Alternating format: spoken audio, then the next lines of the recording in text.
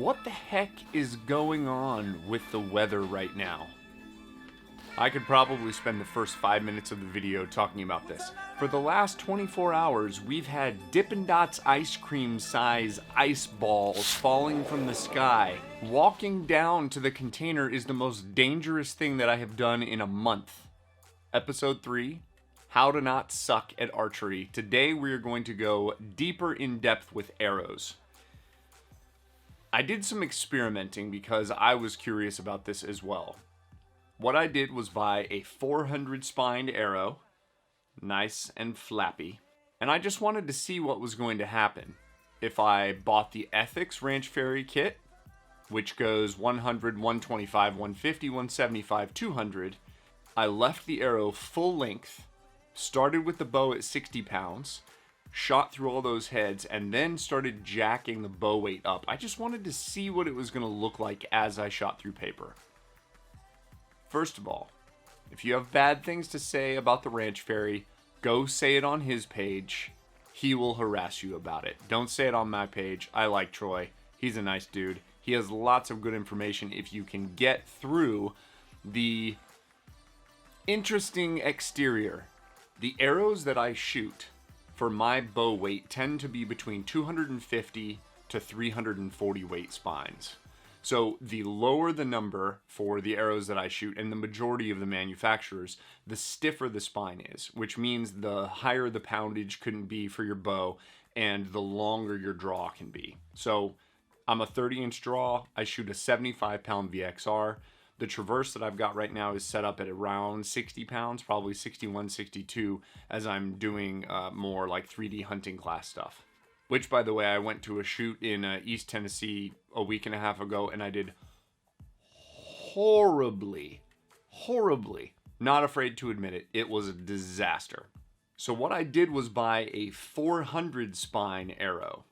I actually bought 6 of them. I'll probably just keep them because I imagine I'll do more experimenting like this. And I just wanted to see what was going to happen if you're shooting an arrow that is underspined.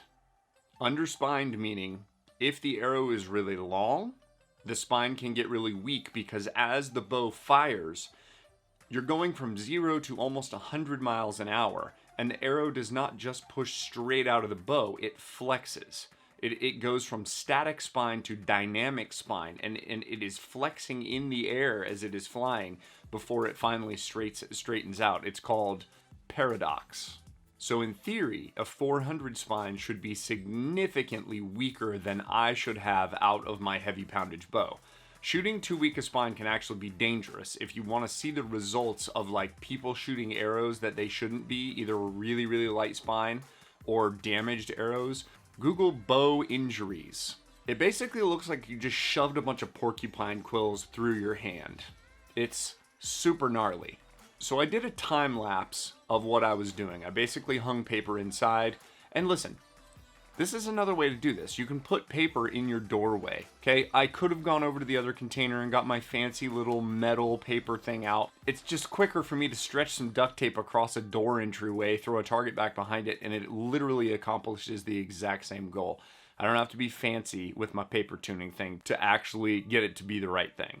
So with the bow set at 60 pounds, with a 100 grain tip, again, full length arrow, I got basically a perfect bullet hole. There's still some tweaks that could be made.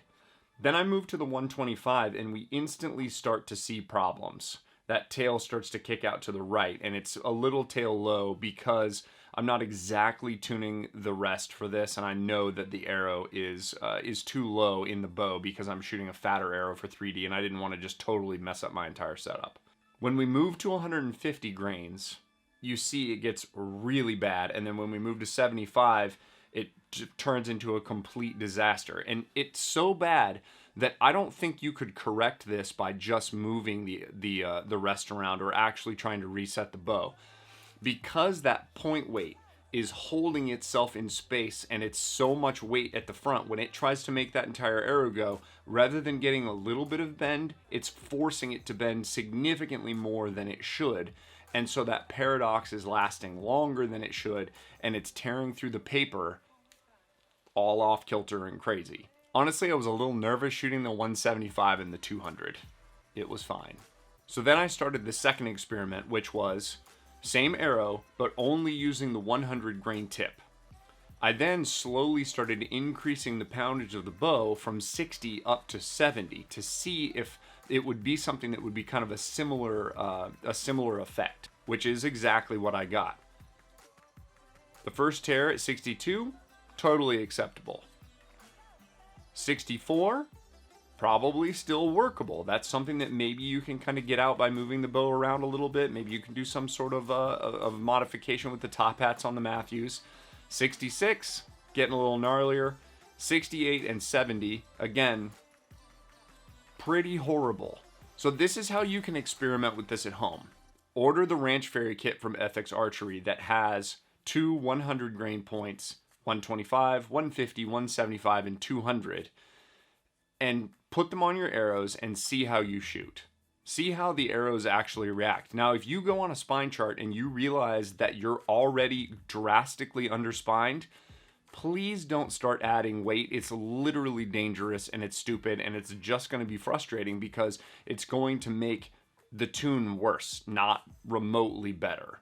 If you don't want to spend any money and you're having a hard time getting the tune, how far out the front of your riser does the arrow stick? Okay, generally when I'm tuning mine, they tend to be barely out the front. Some of the arrows that I've got now that have the sleeves are cut a ½ inch or even a ¼ of an inch in front of my actual rest.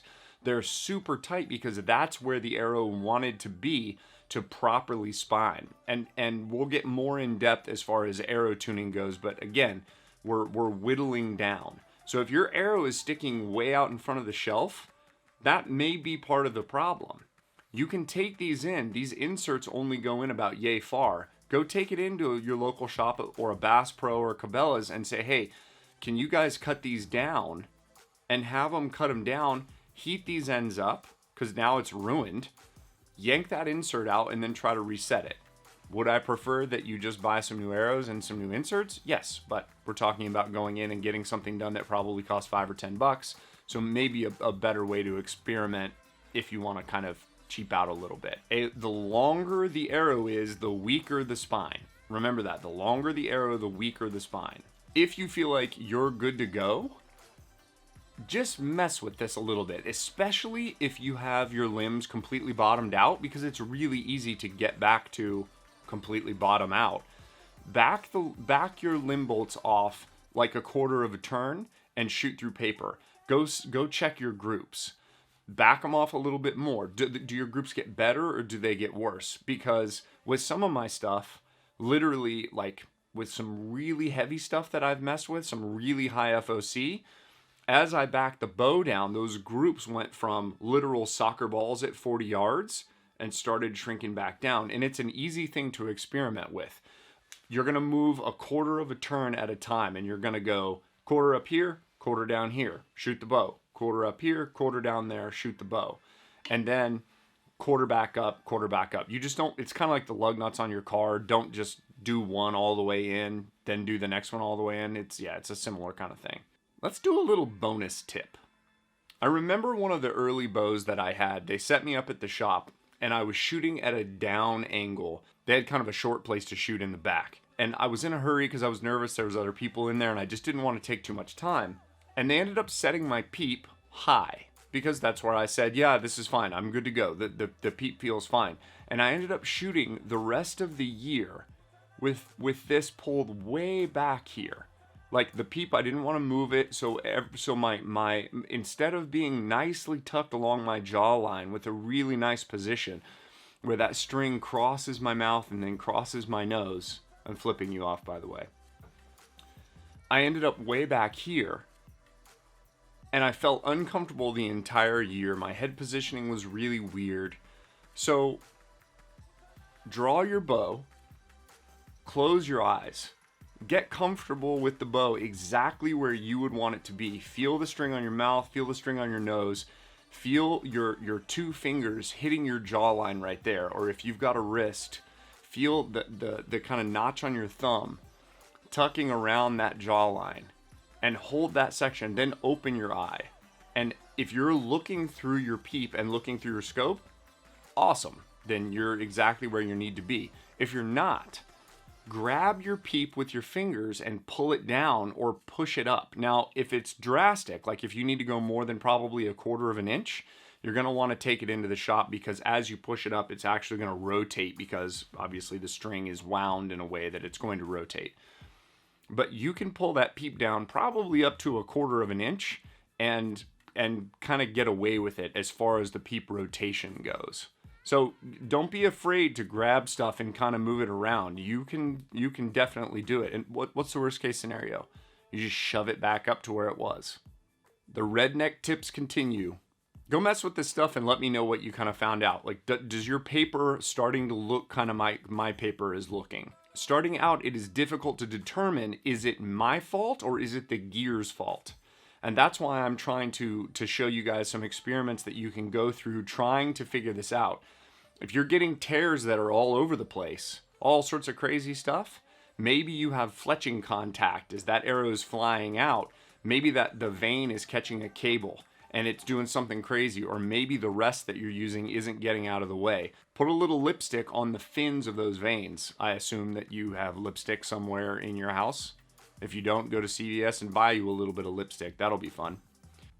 Put it on the spine of the veins, shoot the bow, and if you're noticing that lipstick coming off on a cable, or again, on the rest, or anywhere else, that means you're getting fletching contact with an actual hard part on the bow that is not designed to move, and that needs to be corrected. You can slightly twist the arrow to try to get the vein out of the way. There's a couple of other little things that you can do, but if you're getting fletching contact, you will never ever get a good tune. Doesn't matter how amazing your form is. You could have literally the perfect arrow, but you're throwing something from 0 to 100 miles an hour that is hitting something on its way out.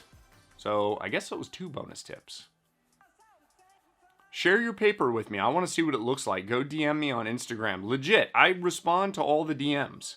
That's also not true, because sometimes in the DMs I get these weird ones from girls that I'm pretty sure are not like bow hunter people. They just want money.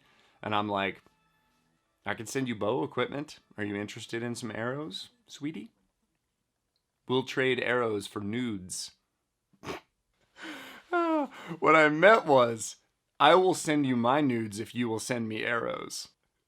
That's not even going to be in the outtakes. Thank you guys for watching. I'm Brandon McDonald.